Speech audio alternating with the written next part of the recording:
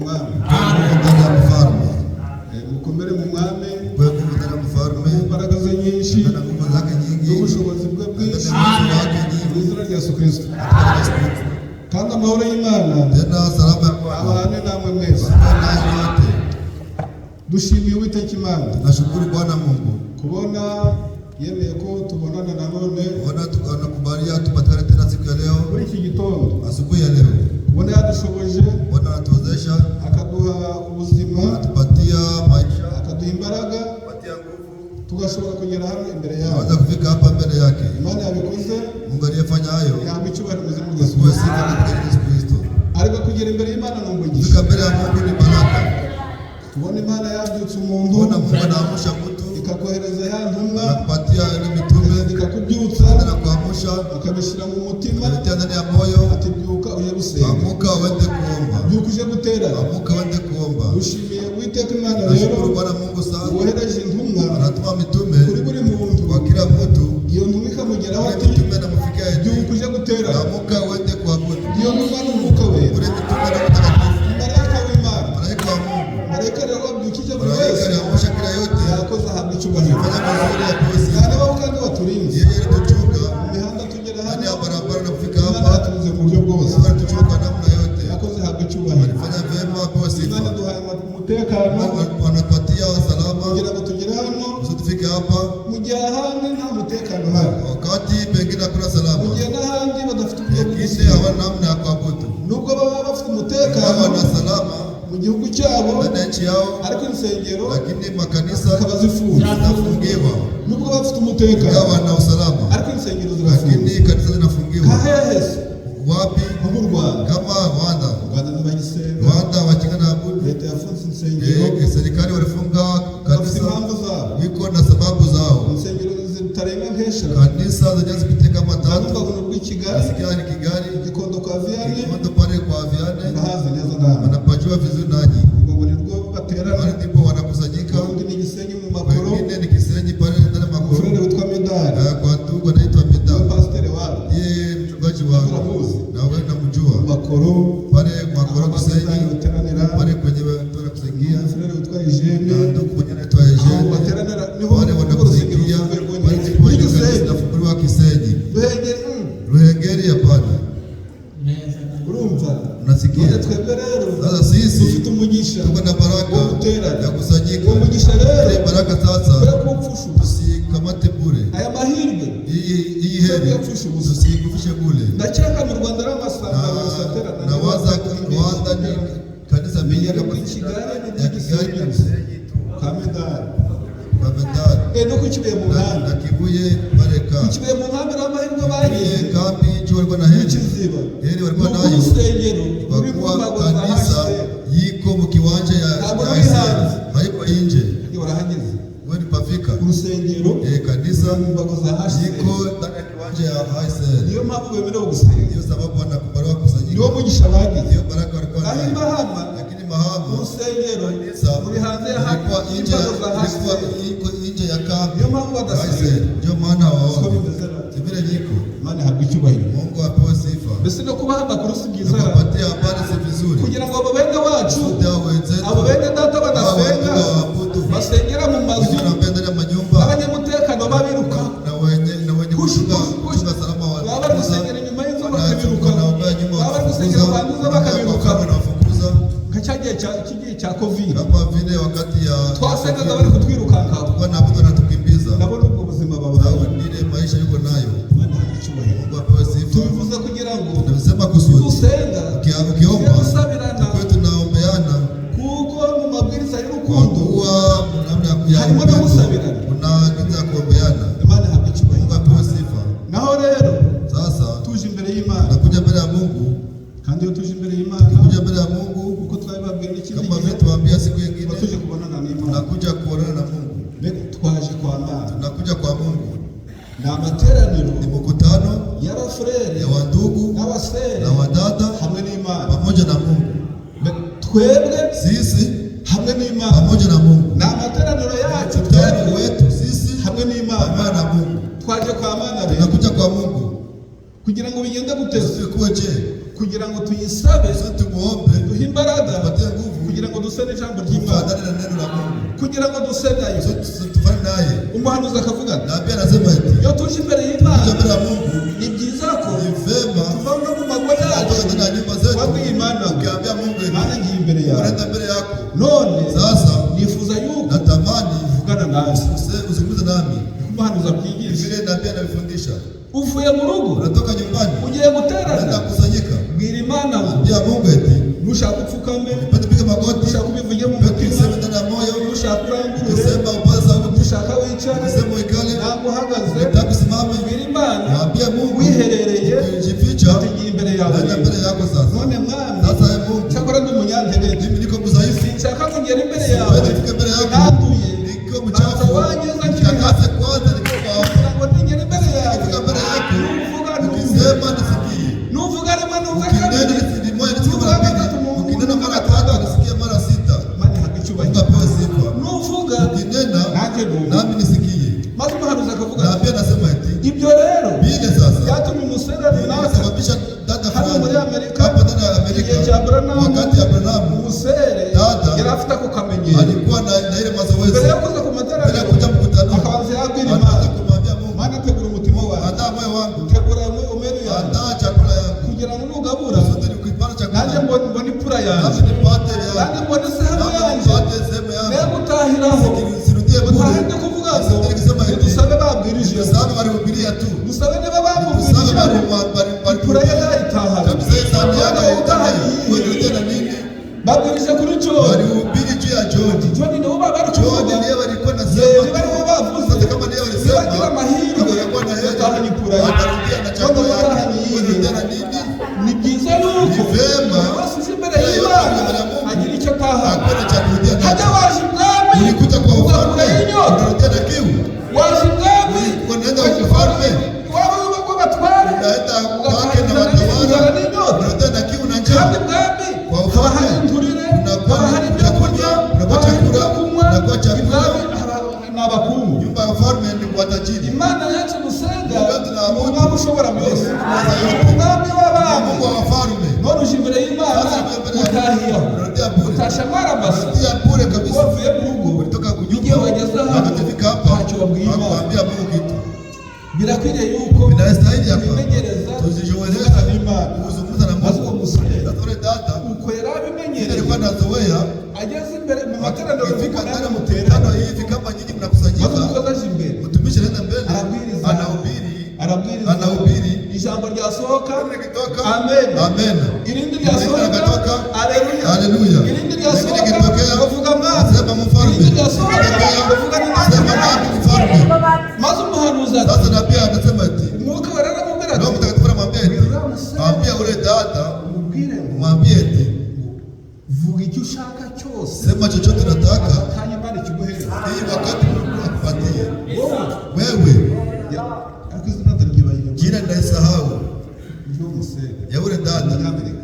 ni wa Amerikani. Abraham, Wakati wa Abrahamu yura musere ambia ule dada asabe Imana, aombe Mungu chochote anataka, arabimubwira, anamwambia akiwa ndani ya kiroho. musere atekereza, Dada na wazi, nsaba amafaranga niombe pesa, mba muri apartment, inakuwa ndani ya apartment, niombe nsabe nyumba, house, niombe house, imodoka, niombe gari, nsaba akazi, niombe kazi, nsaba house, niomba nyumba, mbwira gushobora kuyitubura, pepelezi kuja na ninsaba ibeberusha, imodoka niomba gari, yanampita, naezi nipetoa, ninsaba amafaranga niomba pesa, nzayarya rangi, pesa taikula na ninsaba inaisha, akazi niomba kazi, kazarangira, naezi fika wakati kataisha, niombe nini? nibutse Nakumbuka mfite abana batatu niko na watoto watatu b'amabandi, wabandi kabisa, b'amabandi, watoto wabandi, bafata abakobwa b'abandi wanakamata n'abagore na b'abandi wake wa watu, n'abajura, ni wa mwizi. Nabyibutse. Nabikumbuka, ndabyibutse, nakumbuka Mungu, umugaragu w'Imana, mtumishi wa Mungu, icyo ngiye gusaba ninataka kuomba,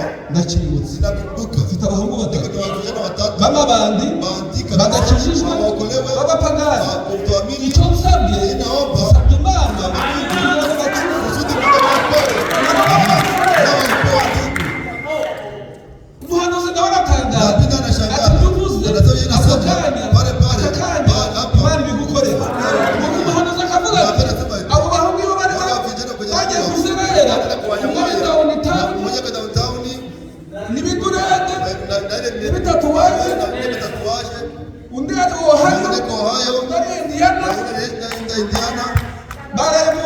wanalala ndani ya pombe, niba baraje muri serwakira, kama walipenda niba ari ndani bazanye akili waleta umuhanuzi ari kuvuga ati muri ako kanya pale pale bagiye kubabona wenda kuwaona wanaona kama ni hapo usiniulize umuhanuzi abyigisha vile napenda kufundisha ako kanya baraza bagapfuka pale pale vile napiga magoti bakoroga barababatiza wanabatiza baba bafureni wanakuwa wapiga. kubera iki? Kwa nini? kuko bamenye Wakawa wanatambua ko kuja imbere y'Imana mbele ya Mungu hari byose yote. Mungu aposi namwe muje mugira ku kabiri nanyi mko nakuwa na ile mazoezi nabona abakobwa na batoya wale wapiti wa kidogo na wale wa vijana wadogo, muje musenga Imana kwa mnaomba Mungu. mbese Dawidi yatangiye gukorera Imana Alianza kutumikia Mungu mara ngapi? 12. Samueli yatangiye alianza kuba umuhanuzi kuwa nabii. ntabwo ari kuba umufurere gusa kawe Kuwa ndugu kama wewe, kama vile we yari umuhanuzi yeye alikuwa nabii. Samueli yaje ndahe miaka ngapi? 12. yabitangiye Pale ndipo alianza. Dawidi yishe indubu Dawidi alikuwa yishe intare yice n'icyari idubu intare yicaga Goliyati Na wana yatangiye alianza miaka ngapi? Alikuwa mtoto mdogo. abo bazi na basaza Wazi ni wazee kwake. mani namukiza Mungu abariki. naho rero Jana kumvisha ijambo ry'Imana tulisikia neno la Mungu. twasomye Matayo Tulisoma Mathayo igice cya 24 sura 24. Matayo igice cya 24 Mathayo sura 24 twasomye basi tulisoma. icyo gice cya Ile sura 24 24 twasomye hariya tulisoma pale ku murongo wa 32 mstari wa 32 tugeza ku murongo wa 44 nafika hadi 44. twarasomye tuti Tulisoma eti uko bizamera ubwo Yesu azagaruka. vile vitakuwa wakati Yesu atarudi. Sio twasomye Vile tulisoma uko bizamera vile vitakuwa ubwo Yesu azagaruka. wakati Yesu atarudi.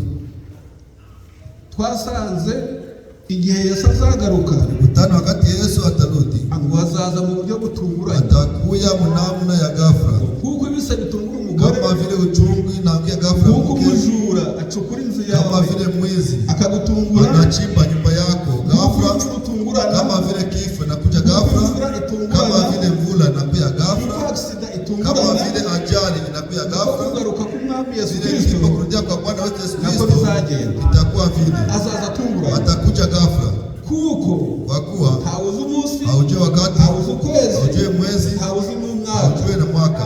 kugira ngo twe kuzatungurwa Swali tusianguke ghafla, byagenda gute, itakuwaje? twakora iki? Utafanya nini? Ni ukuba maso, Ni kukesha. kugira ngo twe kuzatungurwa Swali tusianguke haba ghafla abandi, kama wale, ni uko twaba maso, kwa kuwa sisi tukeshe. ni ukuba maso mu buhe buryo se? Tukesha kwa namna gani? tugashyira amene Tunatia amena kuri buri jambo kwa kila ry'Imana, neno la Mungu, kandi tugasaba tena Imana tunaomba Mungu ikaduha imbaraga zo kuritura. atupatie nguvu ya kuliishi. Nta kindi bisaba, Ameomba kitu kingine, ni ukwemera ijambo ni ry'Imana kukubali neno la Mungu, kandi ukabwira Imana uti tena naambia Mungu eti Mana amagambo yawe Mungu maneno yako ukuri ni ukweli, kandi ni amen, tena ni amina. bibe bityo. Ikuwe vile, Ariko nyamara ni lakini umunyantegenke, niko mdhaifu, none nshoboza niwezeshe kuyaturamo yaishi no kuyagenderamo, akatembelea ndani. ubundi ukicecekera, Wewe unanyamazia, tuwushyiremo imbaraga nyinshi tie nguvu nyingi, n'imitsi myinshi, tie na mijipa ntabwo mingi, buri jambo ryose kila neno lote ukavuga uti unasema eti amen, amena.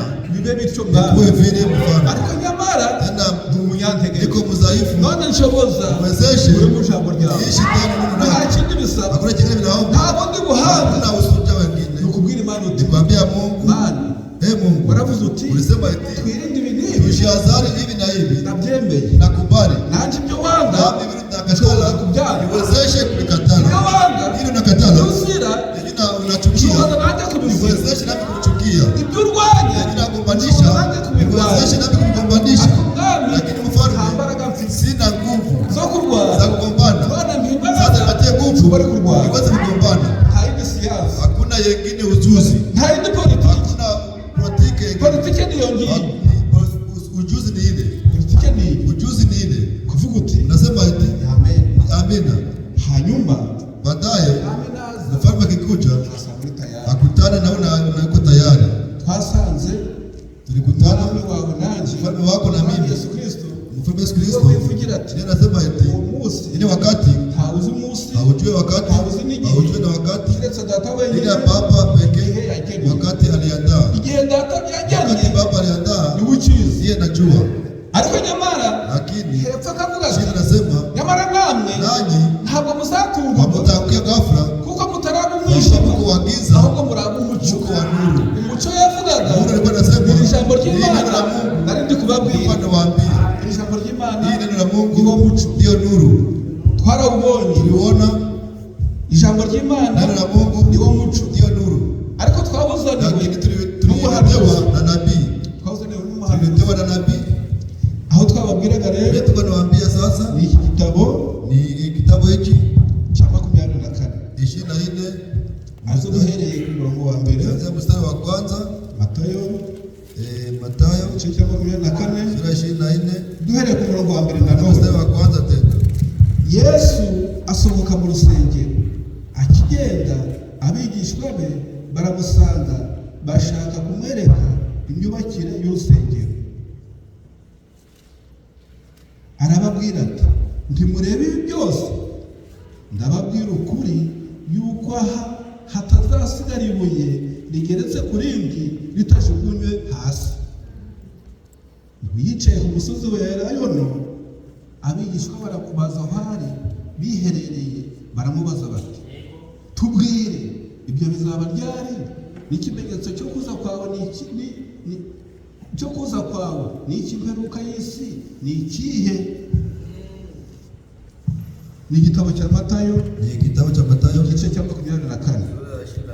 Ejo nimugoroba nababwiye bahaye umukoro ufite Bibiliya wese ayisome ayimalize, azasangamo atakutana ibimenyetso bigaragaza kuonesha kutia kwake, kuko yabivuze abibabwira alisema kiwaambie ibimenyetso bigaragaza tubwire ibyo bizaba ryari, ibyo bitakuwa nini. Ibyo barabamubajije kwa banamuuliza iri jambo rya mbere neno la kwanza tubwire tuambie ibyo bizaba ryari, ile bitakuwa nini.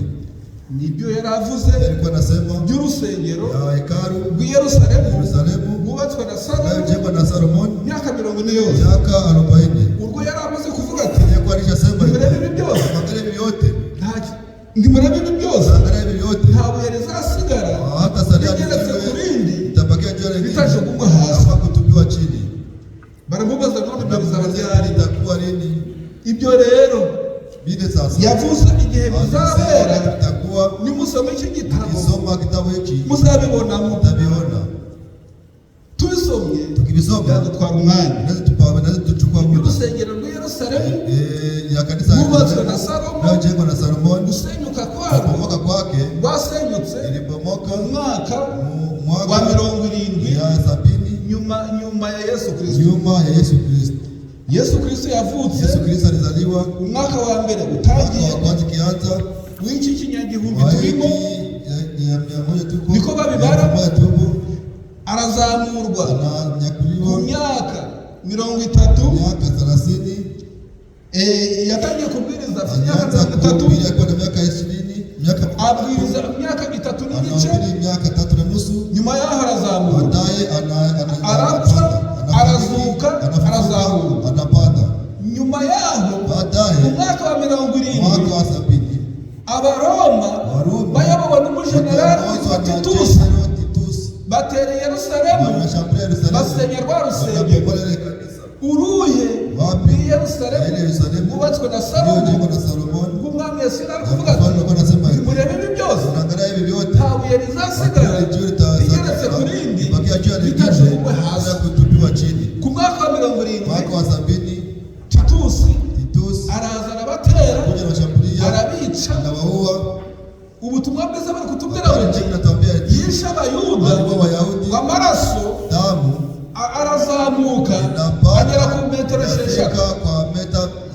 Yishe Abayuda arabica, amaraso arazamuka agera ku metero 6 mu rusengero. Ariko Yesu yarababwiye ati nimubona ikizira cy'umurimbuzi gihagaze ahera, uzaburi umurima ye uzavayo,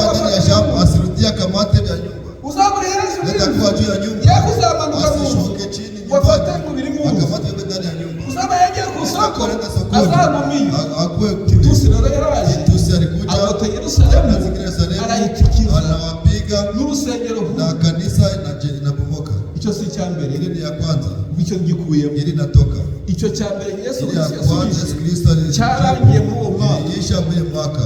Icya kabiri rero Ya pili sasa, cyo bamubajije, yenye walimuuliza n'ikimenyetso cyo kuza kwawe ni iki? Tubwire bizaba ryari? Leo itakuwa lini? Ibyo rero byarabaye, Vile vilikuwa byararangiye. iliisha. Urusengero rwa Yerusalemu Kanisa Yerusalemu bamaze kurusenya, ntabwo baba ari inshuro bamaze kurusenya, hawezi hesabu. barusenya barwubaka bongera barusenya, abakaludaya baza barusenya, abamedi n'abaperesi baza barusenya. None ubu ni amatongo. Ubutumwa bwiza buri kutubwira ati ni inkuta zisigaye gusa zasenywe, ni amatongo. Ruzongera rwubakwe ryari? Rurongera rwubakwe rutangiranye n'icyumweru cya 70 cy'umuhanuzi Daniyeli. Hadi umugeni azaba yazamutse. Hadi umugeni ni Tutasema bibi harusi ni nani? umugeni ni uwuhe? Bibi harusi ni nani? Twita kugira ngo Twita hadi umugeni ni bibi harusi ni nani? ninde? Ni wowe. Ni mimi. Ninde wasobanura neza? Inaweza tafsiri ni nani? Bibi harusi ni nani? Budia ni grand frère Robert. Budia ni kazi wangu anaamini huko huko kazi. kazi. Ninde Budia? Bibi harusi ni nani Budia? Numwizeye. Mbese abizeye ubutumwa wanaamini ujumbe ni wa mugeni ijambo. bibi harusi wa neno. Haravuga ngo ni umugeni ijambo. Bibi harusi wa Ni neno. épouse parole. Ni mgeni wa neno. Mapendo uvuga ibifaransa rero. Mapendo mwenye naongea Mfasha ngo ni épouse parole. Ni mgeni wa Ni neno. umugeni ijambo. Mgeni wa neno. Imana ihabwa icyubahiro. Apozi. Umugeni ijambo si nini? Mgeni wa neno ni nani? Ari muri twe. Yuko ndani yetu. Ari muri iri torero. Yuko ndani ya kanisa. Ibyo bizaba Hiyo ryari? itakuwa lini? No kuza kwawe. Na kurudia kwako. N'ikimenyetso cyo kuza Na kwawe. dalili ya kurudia kwako. Ibimenyetso byo kuza kuko rero Dalili ya kuja kwake. Yesu aliwaambia jana, ibimenyetso byo kuza dalili za kuja ni ibi. ni ipi? Umuhanuzi yabibwirijeho Na pia Biblia mu kibwirizo kiri kuvuga ngo mahubiri yanasema le hivi, signale rouge de saveur, ni alama ya kuonesha ikimenyetso gitukura nyekundu cyo kuza kwe. ya kwake. Arongera arabwiriza ngo Sasa na wapile le retour de Christ, ya kwa Kristo. kugaruka kwa Kristo, Ya kwa Kristo. nabyo mwabisangamo. Nayo tunapata. Arongera arabwiriza Sasa na ngo wapile eti arevema, kunyakuliwa. nayo ni n'ikibwirizo Nayo ni upili cy'umuhanuzi, ya nabii. nabyo mwabisangamo. Tunaweza kutapata. Arongera arabwiriza Na ngo upili le départ secret et subite de l'épouse de Christ. Mwabyumvise? maandiko yanasikia Ukuzamuka kunyakuliwa kwibanga kwa asili kandi gutunguranye na kunaambia ghafla kwihuse na haraka k'umugeni wa Yesu kwa Kristo. bibi harusi wa Yesu Kristo. Nibyo twababwirije Ni rero. vile tuliwaambia jana, Ukuzamuka ukugenda kunyakuliwa mwibanga ndani ya asili kandi gutunguranye na kunaambia ghafla kwihuse kunaharikisha k'umugeni wa Yesu kwa Kristo. bibi harusi wa Yesu Kristo. Umuhanuzi yabwirije. Ni vile nabii alifundisha. Mbega umugeni wa Yesu Kristo Bibi harusi wa Yesu ariko Kristo aragenda mwibanga ndani ya asili kandi bitunguranye na ghafla, bya surprise inakuwa ni ghafla kandi byihuse, tena vina haraka.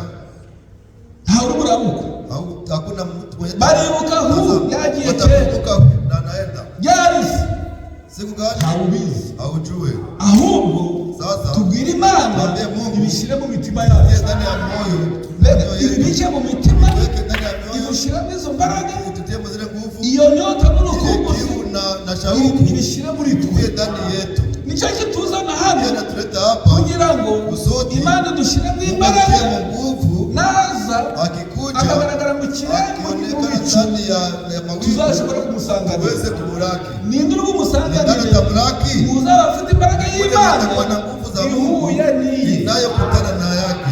Uburebure buri muri wowe, Urefu uko ndani yako, uburebure buri muri we, urefu uko ndani yake, n'imbaraga ziri muri we, uko ndani na yake, rukuruzi iri muri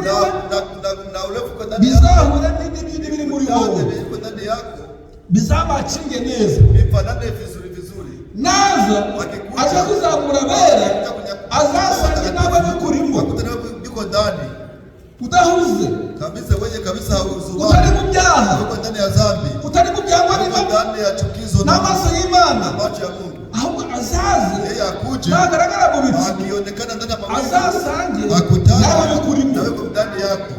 kumbe kubyumva neza, Lakini unasikia vizuri, mfite nk'imbaraga n'ubushobozi, ingekuwa na nguvu na uwezo, nabwira Imana ikabishyira muri wese, anapitia ndani ya kandi nicyo cyifuzo cyawe. ile ndio hitaji langu. Naza azasange akutane nta biduhugije, hakuna vitu hivi vya kuzubalisha, nta byadutandukanya n'Imana, kutenganisha na Mungu, ahubwo azasange akutane muri twe biturimo, ndani ya sisi biko ndani, birimo biko ndani, byuzuye n'ubwo rukumbuzi n'ubwuzu bwo kugusanganira. ya kumulaki. Imana ihabwa icyubahiro. Mungu apewe sifa.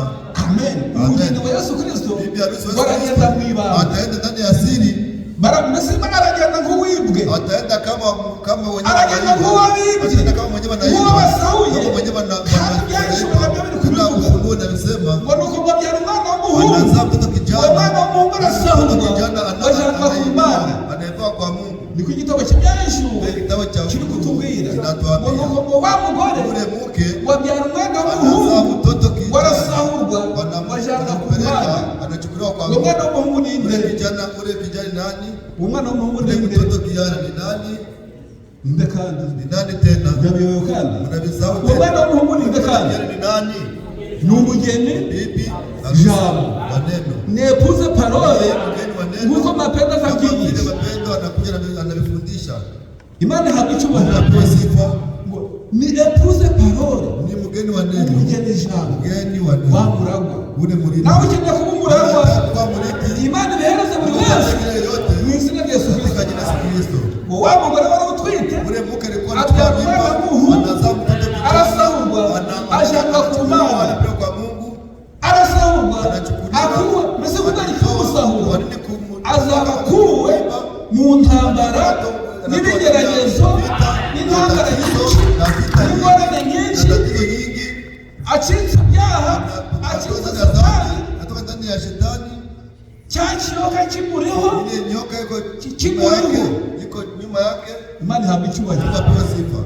Muzabisoma Mutabisoma. mu gitabo cy'Ibyahishuwe Kitabu cha Ufunuo igice cya 12. sura ya 12. Mbega umugeni ijambo Bibi harusi ari wa wowe, neno, ndiye wewe, ari wowe, ndiye wewe, ari njyewe, ndiye mimi, ari muri twe, ndiye ndani yetu. uwo Ule arasahurwa. atanyakuliwa. Kubera iki se? Kwa nini? Kuko iyi si Kwa kweli irimo umeme byinshi bishimitse biri kumuhiga, vinamwinda, biraguhiga vinakuwinda mu rubyaro, ndani ya uzao, bikaguhiga vinakuwinda mu bashakanye, ndani ya walioolewa, bikaguhiga ahantu vinakuwinda hose. kwa namna yote. Imana ihabwa icyubahiro. Mungu apewe sifa. Amen. Amen. Ijambo ry'Imana riti Neno la Mungu eti nuko rero sasa Mwami Yesu mfalme Yesu arababwira ngo anawaambia eti intambara zizaba hato na hato, vita zitakuwa namna ubwami ngapi, buzatera ubundi ufalme bwami. utashambulia ufalme mwingine. Ntibyabaye Ilikuwa ubwami buhereye mu myaka za 90 intambara hari utasinze. vita, hakuna mwenye aijua. Mbese turi hano si Tuko intambara hapa sijui ya vita. makabyara nkanjye uvuki gucohera bakuzana muri Amerika Nilikuwa najua kama nitafika Amerika. no guhunga batuzana mu Na Rwanda, kukimbia tukienda twari Rwanda. twabyanze, Tulikuwa tunabikatala. dushaka kujya mu Rwanda Tukimbia aho Rwanda. bahangana n'inzara. Banazaa Umufurere wanazika wenye kuwa na njaa. yazaga ambwira ngo Inaitwa Mitera. mu Rwanda Akaniambia ngo nushaka Rwanda. uzaje uhungu uva hano Wende ukwenda kimbia, wende hapa Bishusha, wende Tongo, uje Rucuru, wende Ruchuru, uje Masisi, wende Masisi. bakubwo kujya mu Rwanda Lakini kuenda Rwanda bakaguhamba wanakuzika kubera inzara. juu ya njaa. Umufurere twamutera Ndugu ubwo yarambwira twaje mu Rwanda tutabishaka, Tuenda Rwanda na tupendi. ni ku nama z'abakozi Ushauri ya watu. bagenda hano na bikabereka Haya byose wapelekima. nande hari nambarushimana Nambarushimana. bagikorana nabo Wakati nibo batubwiye inzira nziza yo kuvuga izi ntambara vita ni kwenda twaje Rwanda. mu Rwanda Kwenda kuzahura Rwanda abakozi. juu ya mkazo na ya watumishi. Imana ihabwa icyubahiro. Apewe sifa. Intambara rero Vita sasa. ubwami butera ubundi bwami byose byarabaye, Yote vilikuwa. ibimenyetso byo kuza Aliweza kuja kwake. byose Yote ubwami buzatera ubundi bwami, utashambulia wafalme wengine. abantu bazangana, Watu watachukiana. bazagambanirana, Wat- umwanzi w'umuntu azabaho mu rugo rwe. Ntibyabaye kugambanirana, ntibyabaye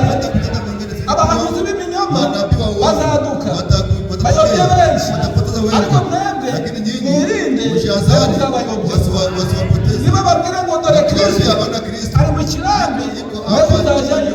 Niba babwira ngo Kristo ari hariya, wewe uzajyayo. Baramubaza bati none ibyo bizabera Yesu Kristo arababwira ati aho intumbiri niyo muraziteraniye. Maze iyo ntumbiri ni iyihe? Intumbi ishushe dufite ni ijambo ry'Imana. Iri jambo ry'Imana ni intumbi ishushe, kuko inkongoro ntabwo zirya intumbi yaboze. Ubwo rero turi kuvuga twihuta. Inzu inkongoro ni ibizu, ni ikindi kinyarwanda kivuga ibizu. Intumbi ishushe bikava amaraso ashushe. Hano ibyana by'ikizu ngo birya nyina ibigaburira akanwa ku kandi. Iri jambo ry'Imana turya ni ijambo ry'Imana ry'umwimerere ritavanze, rivuye mu ijuru ku Mana, kuko ryazanywe n'umuhanuzi. Iri jambo twizeye, ubutumwa twizeye bwavuye ku Mana kugera ku bahanuzi. Umuhanuzi nawe arabubwiriza, biragenda aza kutugera. Ibyo twizeye byavuye mu ijuru ku Mana ni ibintu biri orijinali. Imana yarabimanuye ibihereza umuhanuzi Buranamu. Buranamu nawe arabibwiriza, arabikwirakwiza mu karere k'iwacu. Bagenda hano basabateka nabo bibageraho, bibagezeho nabo barabibwiriza, nabo babibwirije bigera no kubishusha bavanuze bakamose nabo babitugezaho. Baraributsa na ba bagabo n'abaferesiye, kuko nibo twari duturanye, nibo twari duturanye babyakira mbere, nanjye babigezaho, nanjye maze kubyakira abana babyaye nabo barabyakira. Muzabisaziremo, muzasaziremo Imana yabicubaze. N'umwenda nagira iteka ryawe, ariko ibi twizeye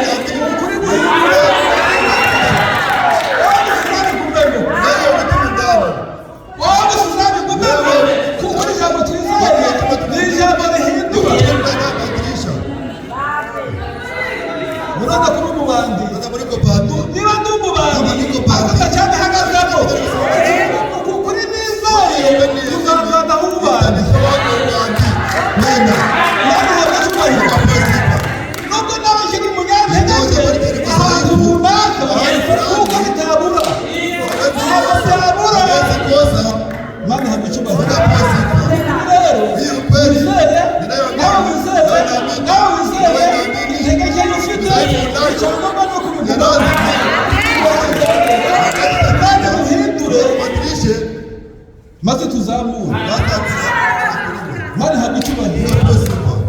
Umuhanuzi rero yaraje alikuja atugezaho ijambo ry'Imana, atufikisha neno la Mungu. Mwami Yesu Kristo kugaruka. Kurudia kwake. Mbese kubera iki bivuze ngo nukugaruka? Kwa nini nasema nikirudia? Uwagarutse ni wari wagiye. Mwenye rudia ndio mwenye kwa. Yaje ubwa mbere. Alikuja mara ya kwanza. Yaje ubwa mbere. Alikuja mara ya kwanza. Yohana Mubatizaji. Niwe wateguye kuza kwa mbere. Kuja kwake kwa kwanza.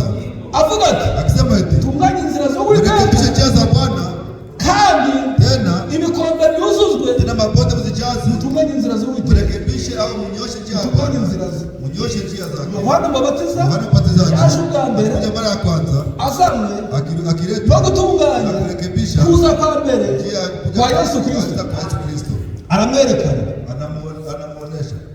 Yohana Mubatizaji aramwerekana, nguyu ndio huyu umwana w'intama, mwana kondoo ukuraho ibyaha by'abari mu isi.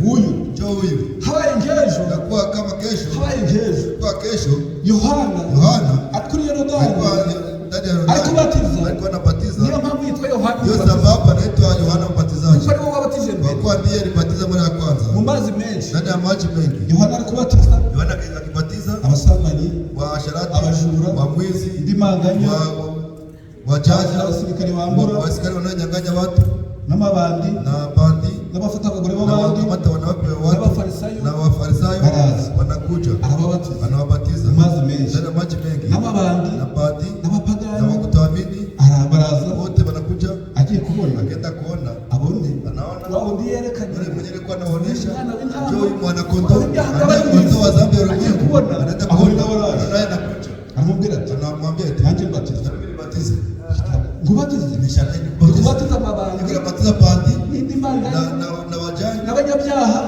none wowe uri umuziranenge, uri umukiranutsi, wowe uri bose wanjye, ahubwo sasa ni wowe ukwiriye kumbatiza.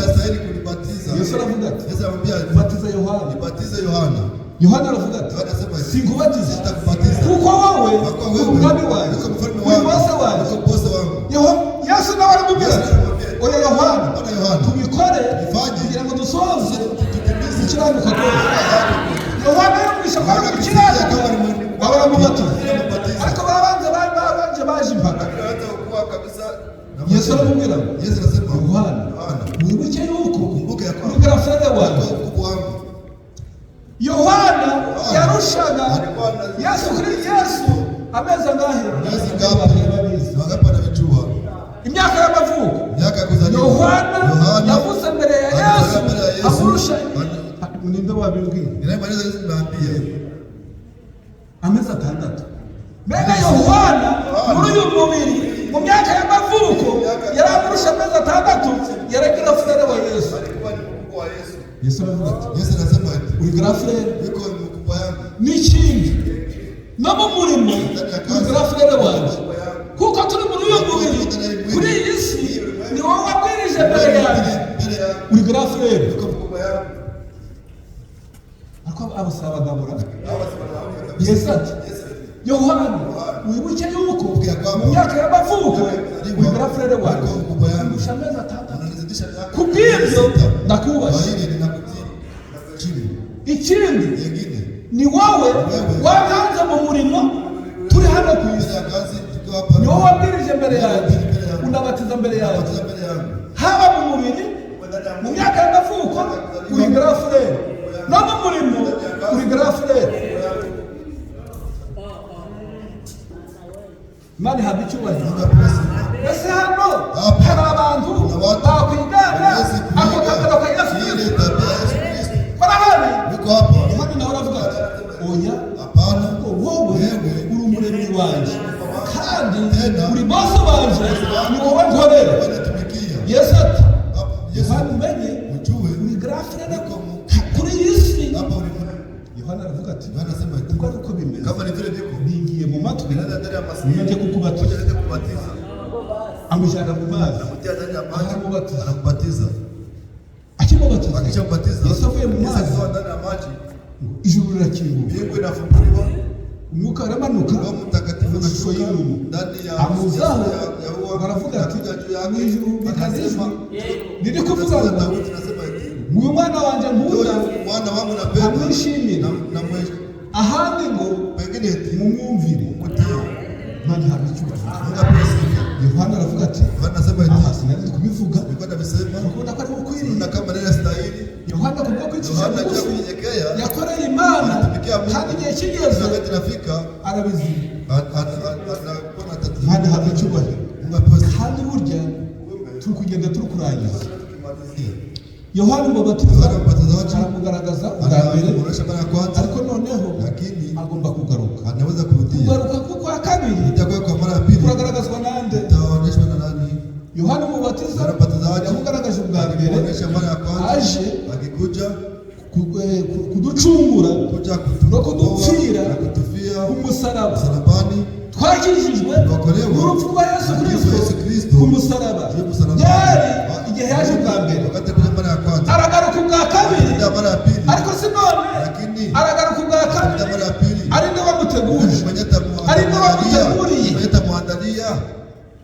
ari nde wamuteguriye ubutumwa bwiza. Umuhanuzi ari kuvuga ati, Mwami Yesu Kristo Mfalme Yesu Kristo agomba kugaruka ubwa kabiri. anaweza kurudia mara ya pili. Branham rero, Branham Imana yamutoranije, Imana yamushizeho kugira ngo abe ari we utwara ubutumwa bwo gutegura kugaruka kwa Yesu Kristo kwa kabiri. Mwabyumvise neza? Rero turagiye turabirangije. Yohana yateguye kuvuga kwa mbere, Branham yaje ubutumwa bwe. Branham igihe yari kubatiza ku ruzi Ohio hano hirya, ijuru rirakinguka, ijwi ryumvikana rimubwira riti, nguko natumye Yohana ubatiza ku nteguza yo kuza kwanjye kwa mbere, nawe ndagutumye ngo biteguza yo kuza kwanjye kwa kabiri. Hirya Frank agasobanura ati, Branham si gutegura umugeni, ahubwo ubutumwa yahawe nibwo butegura umugeni. Yohana umubatiza si we wateguye, ahubwo ubutumwa yahawe kuza kwa mbere kwa Yesu Kristo. Ati rero nawe nguhaye ubutumwa bwo gutegura kugaruka kwanjye kwa kabiri. Mwami Yesu yaragiye kandi arazamuka. Mu gitabo cy'ibyakozwe n'intumwa igice cya mbere muzabisangamo. Arazamuka, intumwa ziri kumureba. Amaze kuzamuka, igicu kiramubakingiriza. Akimara kuzamuka, abamarayika baramanuka babwira intumwa yemwe bagabo bene data, ko muri kureba hejuru, amaso hejuru mu kirere, ati ko mumubonye agenda niko muzamubona agaruka. Harahirwa ab'amaso yabo ari mu kirere. Maze kuba mu kirere no kugikuza ahubwo ni ukubwira Imana kugira ngo tube maso. Yesu arazamuka, abamarayika babwira intumwa ngo uko mubonye agenda niko muzamubona agaruka.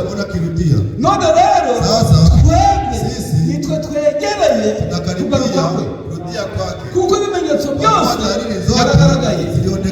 Ni twebwe twegereye kugaruka kwa Yesu Kristo. Intumwa zarasinziriye, ubutumwa zahawe niko twizeye, kuko ubutumwa twizeye bwubatse ku rufatiro rw'intumwa n'abahanuzi na Yesu Kristo. Ibuye rikomeza imfuruka, ubutumwa twizeye. Kuko Branham yaravuze ati, ijambo nababwiye, ibyo nababwiye nabwirije nka Pawulo. Aba Pawulo n'ibinjire nanjye abanje bazinjire, kuko nabwirije nka Pawulo.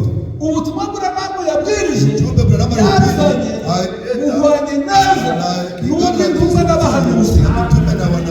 Biramacinga neza, birahuye neza, neza birahuye. Ibyo Branham yabwirije neza nk'uko Pawulo yabwirije, nk'uko Petero yabwirije, Branham abo nuko yabwirije, birahuye neza. Branham aravuga ati, none abanje aba Pawulo n'ibinjira n'abanje bazinjira, kuko nanjye ndabwirije kuko Pawulo yabwirije. Kandi hari icyubahiro, hari n'indutizeye ubutumwa n'ibinjira. Hari umushyitsi mugeri ni nani? hari ababatizwa. Hakuna mwenye ushaka kubatiza, ushaka kubatiza hapa kuna maji, baramubatiza, batamubatiza, Imana ihabwe icyubahiro, apewe sifa. Hanyuma rero Branham reka none tuvuge aka kantu, waje tuseme hii kitu natumalizie twe gutwara mandaki. Tusichukue. Branham rero yaraje, Branham alikuja, ibirizo yabwirije byose, yote alihubiri, byose yote byagiye bibikwa, iliandika wekwa ku bande magnetike, ku bande magnetike yake murabizi, zile bande mnazijua. Branham uhereye ku mwaka wa 33 atangiye kubwiriza kugeza igihe yapfiriye, fika wakati alikufia mwezi kwa 12 ni mwezi wa 12 itariki 24 z'ukwa 12 muri 65 6 na 5 byose byabitswe kuri banki magetiki kandi uwo byahawe babibike anabigabure ni igisonga gikiranuka ariwe yawari the flash mwenye haki award the flag.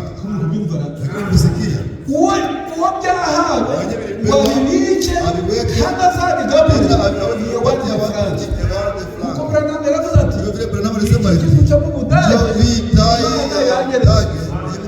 none rero genda uhunike ibyo kurya uzabigabura mu gihe gikwiriye igihe cy'inzara. ibyo byo kurya iravugaga ni ibiryo by'umwuka, ni mesaje yatugezaho ivuye mu mabroshire byabibwirizwa ni muri bande magnetike bagiye babisohoramo bakabiyempurima mu ndimi zose. ubu hariho n'amabroshire y'ikinyarwanda n'Kirundi. Franche rero n'abafurere n'ababareriye bakoze uwo murimo wo gufata ibyabibwirizwa bakabikwirakwiza bakabyandika mu mabroshire, amabroshire akatugeraho imesaje yatugezaho muri bwito. bagenda hano basemateka ari broshire basomye ilikuwa ni kama broshire ibroshire yitwa ngo Davidine spirituel utakonvenable. hadi mapendo bisoneye ibroshire ya mbere bagenda hayo basomye n'abashire n'abaraza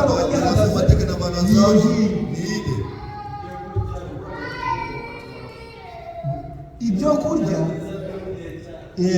ibyo kurya by'umwuka chakula ya kiroho gikwiriye wakati ndio stahili, danurikire spirituel chakula ya kiroho convenable wakati ndio stahili. muri kunyumva neza Sikia vizuri ayo mabroshire rero ile vitabu amaze kuyisoma wakisha visoma bashakisha wanatafutisha wanditse ayo mabroshire andika ile vitabu na adresse byose barakurikirana baravuga ati ibintu mpaka tubikurikirana tumenye iby'iyi broshire tumenye iby'ubu butumwa n'impamvu zazo tuvuga hari n'ibindi. imbaraga zirabafata bituma bashakisha izindi broshire batuma mu Buraya babohereza andi mabroshire barayasoma ubundi bizera imesaje baratangira barabatuzanya maze hano icyubahiro cyo kubabwira amakuru yose meza kuambia ile hapana yose vizuri. Amen. Branham yarapfuye ariko mesaje yabwirije yarasigaye kandi niyo dutunze. Frank yarapfuye ariko nyuma yaho barabaza bati none Frank ko apfuye kwavugwaga ngo niwe gisonga gikiranuka ngo naza azasange agihagaze none ko apfuye bari muri conversation bari ngoma ni bari ndio umukozi w'Imana aravuga ati Bibiliya hari ukuntu yasobanuye neza tafsiri vizuri hata muri Matayo 24:25 kuri ndo abisoma tujye kurangiza ku ngabo naenda kumaliza pale ni tutanga mu kindi ndio tumesoma siku nyingine Matayo 24:25 Matayo 24 mbese nize ngaragu ukiranuka ubwenge shebuja yasigiye aho mu rugo rwe kuhagerera igerero igihe cyaryo komeze yego uwo mugaragu arahirwa shebuja naza agasanga abikora. Amen.